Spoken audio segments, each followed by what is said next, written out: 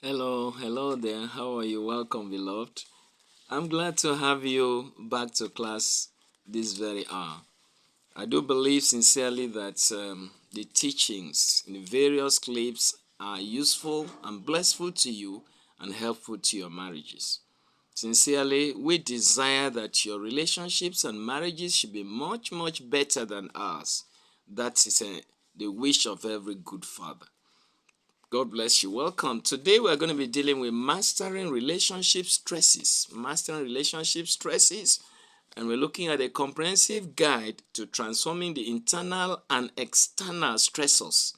The internal and external stressors, things that stress you, things that stress us, how to transform them, and how to work with them, how to be able, for those ones we have to cope with, how we can cope with. For those ones we have to withdraw such stresses which are unnecessary, we are going to be, saying on how we can do that. The ultimate objective of this video at the end of the day is to strengthen the resilience in your connections. Strengthen the resilience in your connections, your relationships. So before we press start, we're dealing with mastering relationship stresses. We're doing a comprehensive guide to transforming internal and external stressors and strengthening resilience, to connections, resilience in our relationships. God bless you. Thank you for coming. Please always remember to share, hit the notification bell so that you can always get our clips as we post them. It's important for you to share and subscribe to our channel. You're getting content, you should do that. God bless you. Let's pray now to start. Father, we thank you. We are grateful to you because another session of study has come. Holy Spirit, possess us, wear us a garment, give us understanding, and at the end of the day we shall be blessed by the teaching in Jesus' name. Amen. Welcome, friend. Great to have you back.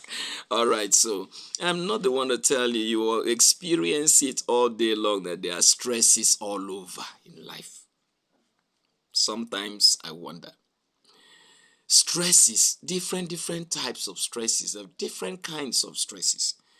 And it's important, for us to be able to deal with these stresses, see what we can do about them.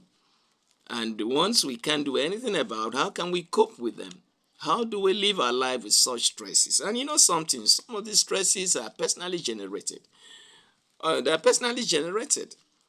Okay, let's quickly look at how I describe. I wouldn't call it a definition. I would call it a description of stress. So what are stresses? Stresses are either personally generated or society generated, society influenced, pressure. Stresses are pressures. The things that stress us are the things that pressure us towards something. And these pressures could be emotional, they could be mental, they could be physical, and all of that. All of the objective is to make sure that there's no good, well-being. We don't live well. Our relationships are not fine. Our daily living is not good enough. I don't say that, I don't like lifestyle. I like living style, because life, as I've said in one of the other videos, is like a commodity that is being measured to us, measured in the same quantity to everyone. But how you use the commodity, what you do with it, ultimately determines, how you're going to end your life, whether you're fulfilling destiny or not. So I don't like lifestyle, I like living style. In other words, I'm saying that stress is that personally generated or society generated, society influenced pressure, pressure which may be mental, it could be emotional, it could be physical, with the objective of what? Making us live below, the pleasure level, the pleasant level, the blissful level, especially in our relationships. That's pressure for you. That's pressure. And it's terrible. All right. So when I talk of what, personally generated, I mean intrapersonal, stressors. Intrapersonal means within you.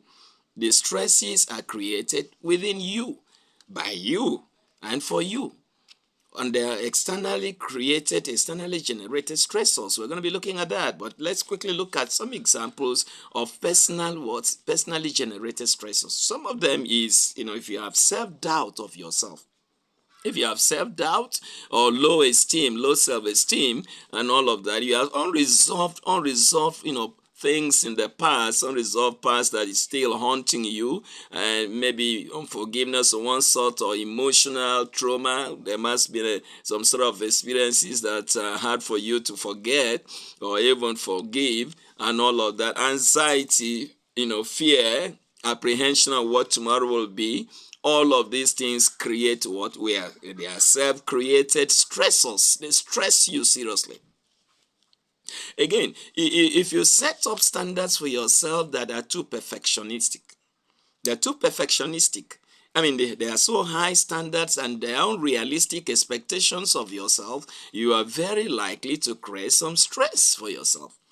Unrealistic expectations of yourself creates what? Stresses for yourself. But these are personally generated stresses, and that means it's something you can do something about them. They are controllable stresses. You just look at the list, and there are too many more than what I have just mentioned. A few I've mentioned there: fear, self-doubt, low self-esteem, unresolved past. I've mentioned that there's apprehension for the future. Mention fear and anxiety. These are things, too high expectation of yourself, perfectionistic tendency about you. All of these things generate the internal stresses. That you can do something about them because they're within your control. But right now we're going to be looking at what I call the externally generated stresses. These are the stressors here are generated from the outside of you. And what you will be looking at the end of the day, when we've identified them, is how the best ways to cope with them. But first, let's look at the externally generated, stresses. And I'm classifying this into two. One, externally generated stresses that are controllable or manageable or changeable. And then we have what? Externally generated stressors or stresses that are uncontrollable, they are unchangeable. They are there with you. All right, let's quickly go into right now. So look at some examples of what, controllable stressors, controllable externally generated stressors. What are some of them? Now, I can cite a good example of as an abusive relationship is one of them.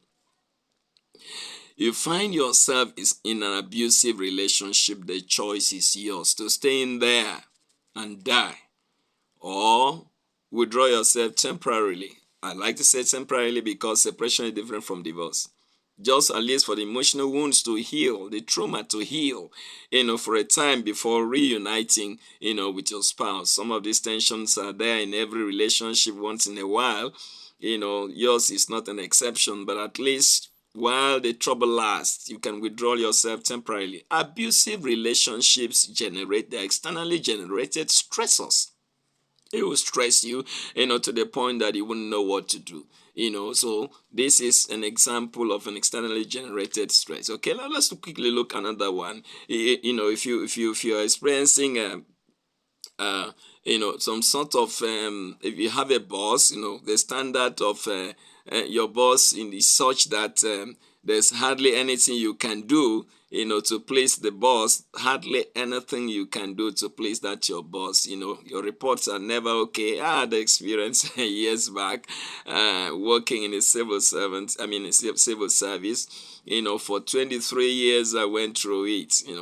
I remember my boss would come into the office and would say, "Yes, then." I said, "Sir," he said, "this report, I need a report in 2 minutes. The other report, 5 minutes. The other report in the next 10 minutes. 5 different assignments. And what is he expecting? He's expecting me to produce report on all of them, and it's just me that's going to be doing them. It's not as if others cannot do it, but they seem to believe so much in the reports that I produce that they are going to be well and they are going to be okay. So, okay, I'm confronted with all these 5-6 things to do them at once. What am I supposed to do?" He also taught us and said, when I ask you to do these 5 things, all at once, you should ask me which one do I do first. He said, which one do I do first? And I learned a big lesson. So I never said no to assignment. There could be 10, 15 of those assignments. I never said no to anyone because I've learned the principle of asking, sir, which of these ones do you want first? And he will always say, okay, do this first. So you can have a boss that is what is difficult for you to, be able to please the boss. Your reports are never okay. And that kind of a situation, I just wonder what you can do and all of that. There's no amount of work you do, no sacrifice you make that is ever appreciated or something. And as long as you're going to remain in the job, okay? All right.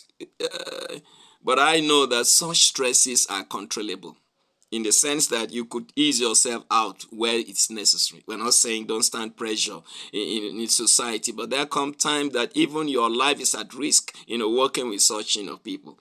Controllable, externally generated stresses. I mentioned first one is abusive relationship. Now I am talking about what? Over demanding job expectation. It is a terrible one. If you find that your health is not in order, I remember years back that sometimes ladies were expected to sell their bodies here and there to win deposits into their banks, bank workers. I don't know if it's still happening. It's unnecessary. It's an unnecessary stressor and all of that, and dehumanizing practice that goes on. You could ease yourself out of it. You will not die. There will be something else to do, as long as you work in line with the mind of God. So that is an example of, controllable, externally generated stress. And also, another example of a controllable generated stress is moderating on your taste. Your taste, yes. Sometimes you overprice, your pocket, your income, and you set up the standard that is too high, for you. Maybe you are influenced by others, but can I say something? It's a controllable stress. You are not what you drive. You are not even what you wear. You are not even what, where you live. A man is more important than the house that he has built. This is the truth. And I know that Jesus said in Luke chapter 12, 15, he was saying to one of those boys, and he said, your life consists not in the abundance of the things that you possess. And many times I like to add to that, by saying that your life consists not in the abundance of the things you possess, but in the abundance of the things possessing you. Whatever possesses you, if it's greed that possesses you, if it is high taste that possesses you, if it is high, pricing of yourself that possesses you, that's what your life is consist of. It's unnecessary. These are controllable stresses. Although they're externally generated, they are controllable stresses. Don't let anybody, set standard for you because your income level is not the same with anybody else and all of that. Don't let anybody create a mold, his own mold for you to fit yourself into. You have your life to live. You have your destiny to fulfill. And you must understand that there are differentials in our root families. The background, the person might have some strong support, from his root family. Some are born with golden spoons, some silver spoons, some others wooden spoon. Maybe they're earthen spoons. I don't know. I don't know of anybody born without a spoon at all. But these are all different in their measures and their, intrinsic values. That's how it is with people. So don't stress yourself too much by, setting, so high a taste that you can't cope. Moderate in your taste. That's what the point we're making here.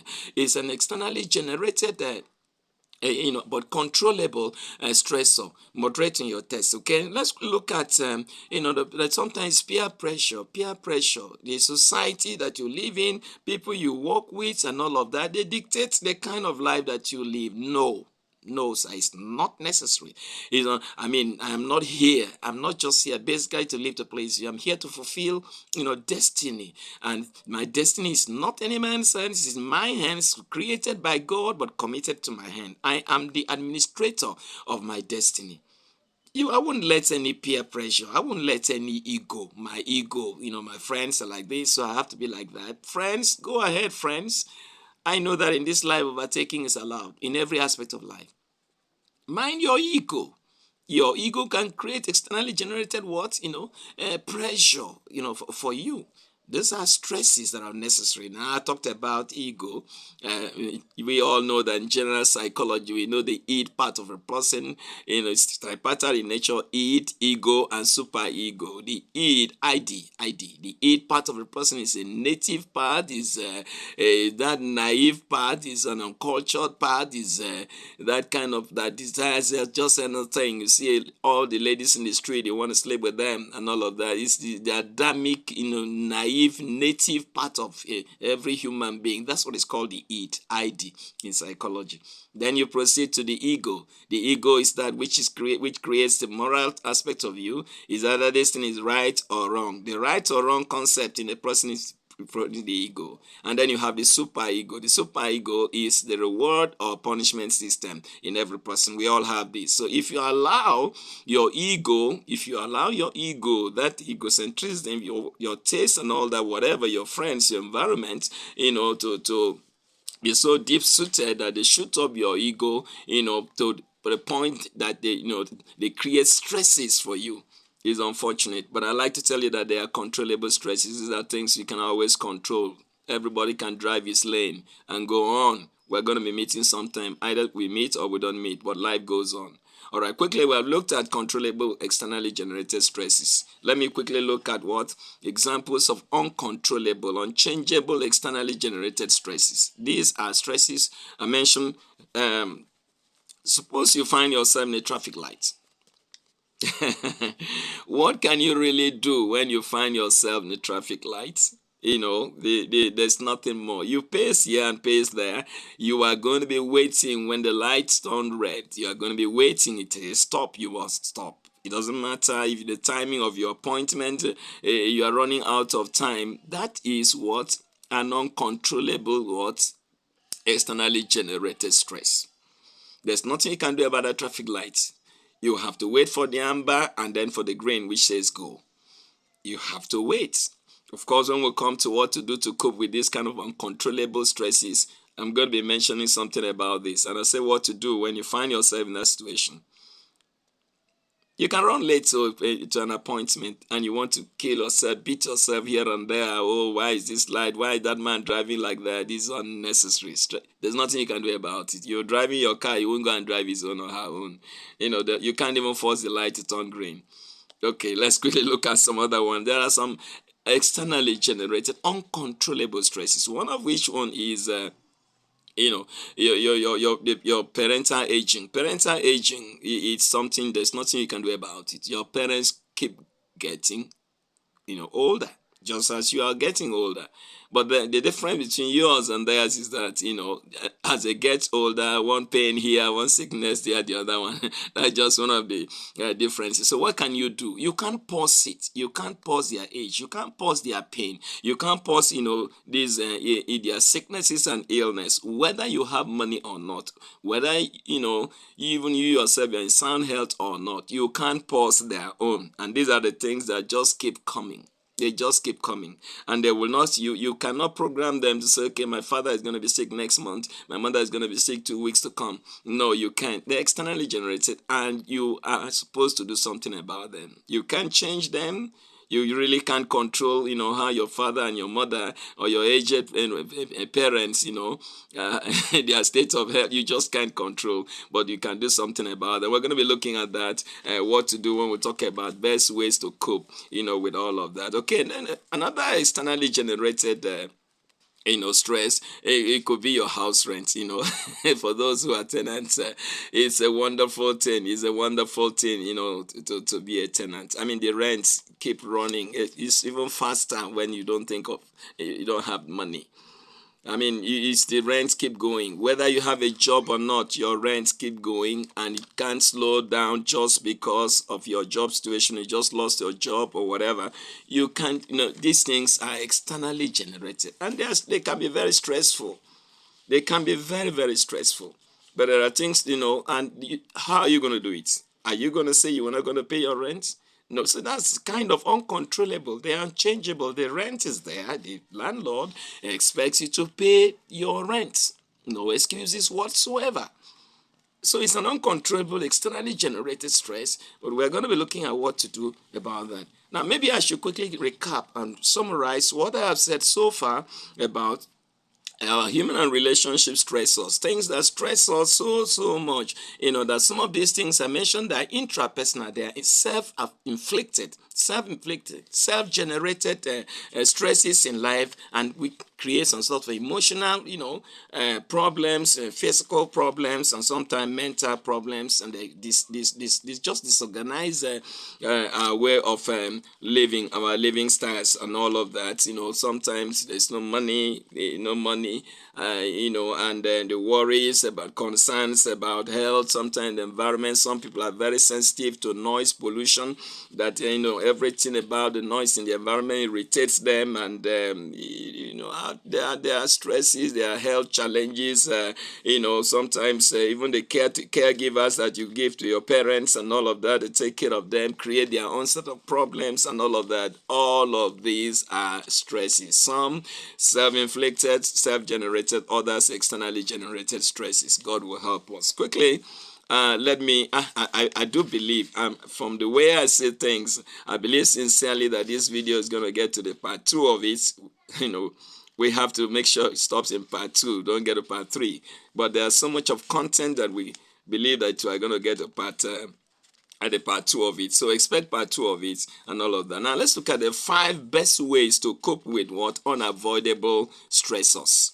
Things that stress you, externally generated, unavoidable stresses. What are the 5 best ways, to cope with what externally generated, or even if they are, let's just say unavoidable stressors, stressors that are unavoidably there for us. Okay, number 1, I'm going to be dealing with 5 different ways, 5 best ways on how to cope with unavoidable stressors. I don't know, maybe this part of the video we should be looking at just the first 2, so that time will not overshoot the time. I don't want these videos to be too long anymore. So let me look at the first 2. The first 2 is what? Be physically prepared ahead of what? The arrival of such crisis times. Be in sound health. Be physically prepared. A sound body can take, in fact, a sound mind in a sound body produce, sound health, sound living. So be physically prepared. Be physically prepared. It's important for you to be physically prepared. And of course, this includes, when to be physically prepared includes what you are going to have regular, exercises. I'm going to be dealing with exercises and the benefit of these exercises. I think we should cover that in this part 1 of it. So saying these 3 ways are going to be useful in terms of being physically prepared for the crisis period, for the stress period that is unavoidable. All right, so first of all, one of the 3 ways the physical preparation can help in coping with unavoidable stressors is, 1, that there must be regular or daily exercises. And then number 2, must limit the junk things we eat. Junk diets, we must limit them.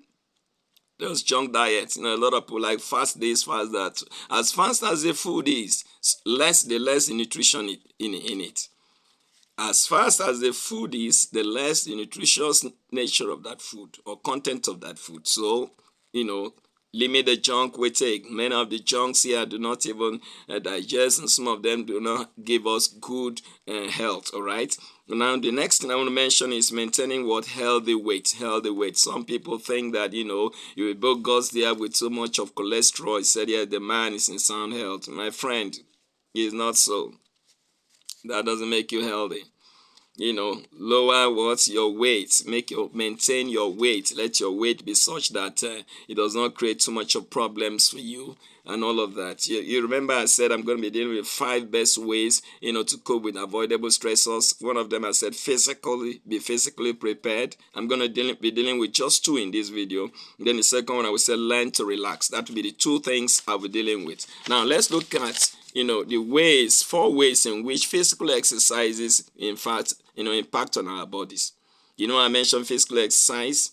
Then I also mentioned that what you think in terms of limiting the junk food. And then I also talked in terms of as far as you're concerned, that you should maintain a good weight and all of that, those three things. I mean, now I'm dealing with the physical exercise. In which ways do physical exercises, impact on our bodies, and to help us deflate what the stress level in our bodies? In which way physical exercises? Quickly, let me take these ways. I'm going to be mentioning 4 ways physical exercises help us what, deflate the stress in us and help us to live in sound body and sound mind. Okay, first one I want to say that the exercises use up the surplus adrenaline in our body. You see, the truth of the matter is, when you hear there is sickness, you hear this, you hear that, it's because there is an excess of adrenaline in the body. Adrenaline itself is very useful. That's what steers us up to work, to action, and all of that. You stirred up, you're motivated to something is because of the presence of adrenaline. But if it is not, if the excess is not burnt up, it causes what? Bodily pain and disease. That's just the point. So the excess or surplus adrenaline in your body, which has not been used up by exercises, which have not been burnt up by exercises or one kind of activity or the other, is what causes pain. So exercise helps us to what to use up the surplus or excess adrenaline in our body, which causes pain and all. The exercise is good for that. Next, the B part. I'm telling A, B, C, D, 4 ways of how physical exercises help us. All right. The B part of it is that, the physical exercises release endorphins, and for fins, endorphins, endorphins. Endorphins they are neurotransmitters. Endorphins they are messengers, they are natural painkillers in the body.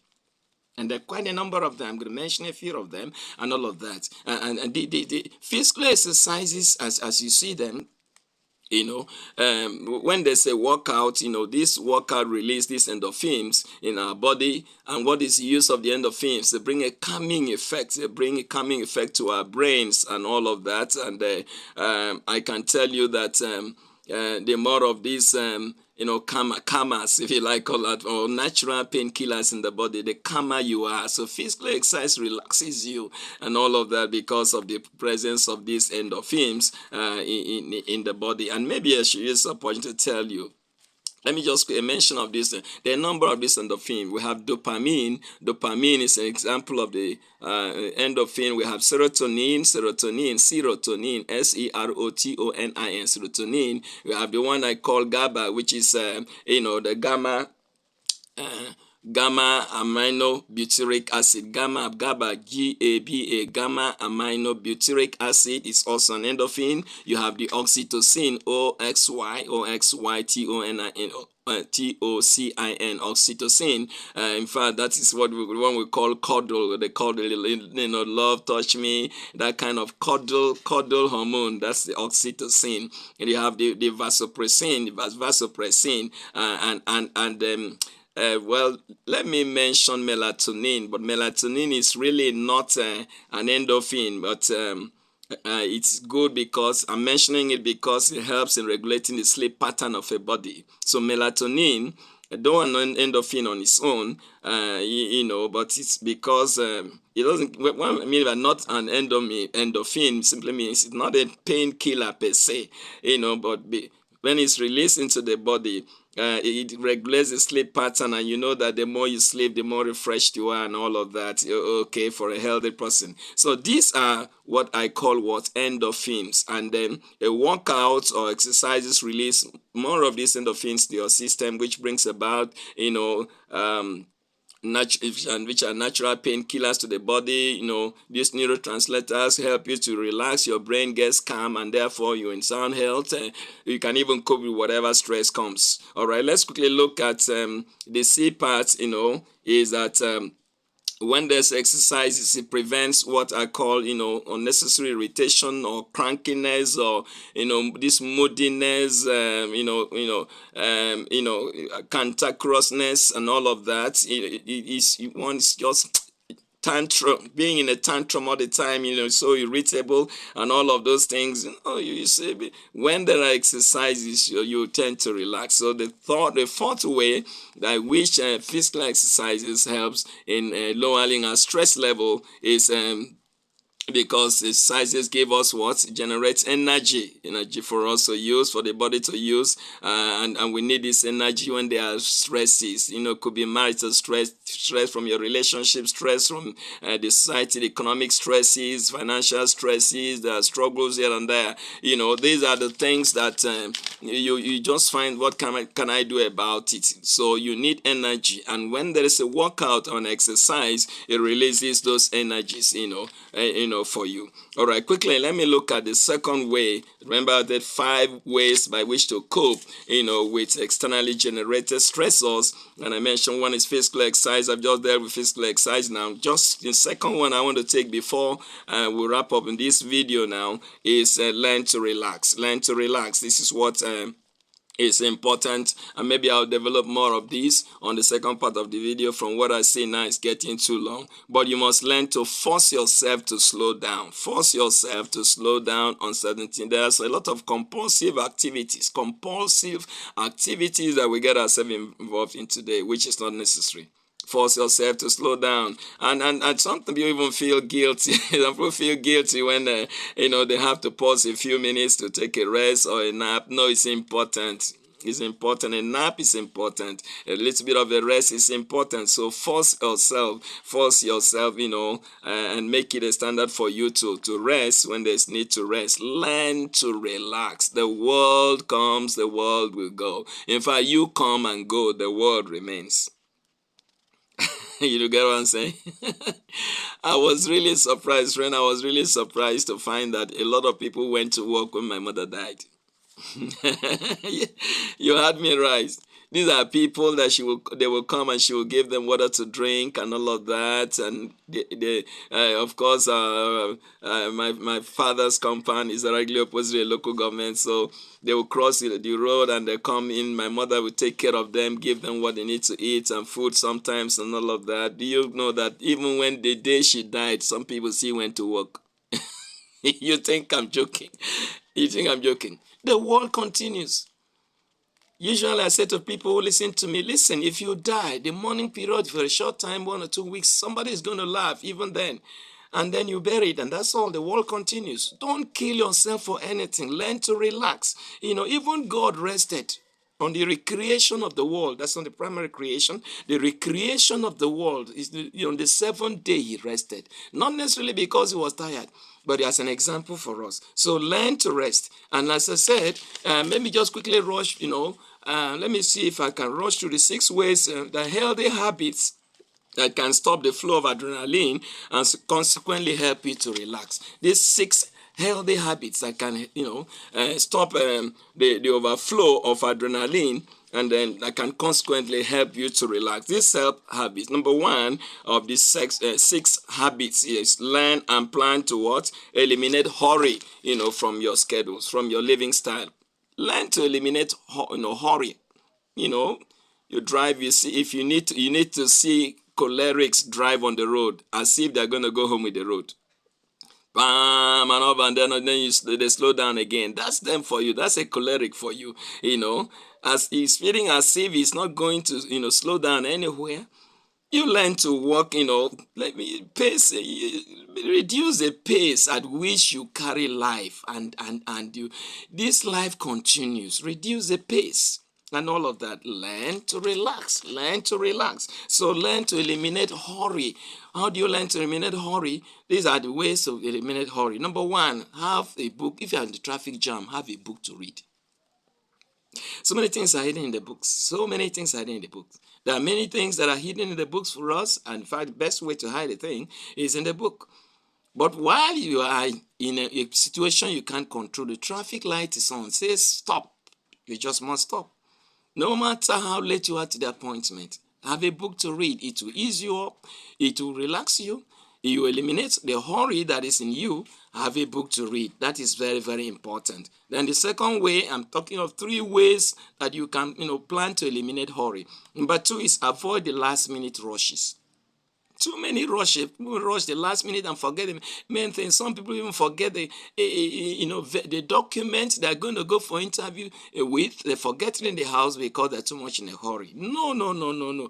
Prior, organize yourself. Prayer, organize yourself. It will avoid last minute rushes and where you have to forget things and all of that. And then the third thing, see the video is on, so let's quickly wrap it up with this point. The third way to eliminate hurry is to put your keys or belongings, your documents and whatever, put them all in one place so that you can avoid what we call the 10 minutes of frustration. What we call 10 minutes of frustration is what? The last 10 minutes before you leave the house for an appointment, for a program or something, that last 10 minutes can be a frustrating time. We're looking for everything all at once within the 10 minutes for you to eliminate such hurry, eliminate such worry, eliminate such tension, eliminate such stress, eliminate such situation in your life. Prioritize things, organize things, and make sure that they avoid it last 10 minutes of frustration. That's very, very important. Let me call it off here now, friend, because this video is already getting too long. We're going to continue in the part 2 of this. I'm going to be dealing with the other things. I've just dealt with 2 things, 2 ways by which you can cope with uncontrollable stressors or stresses.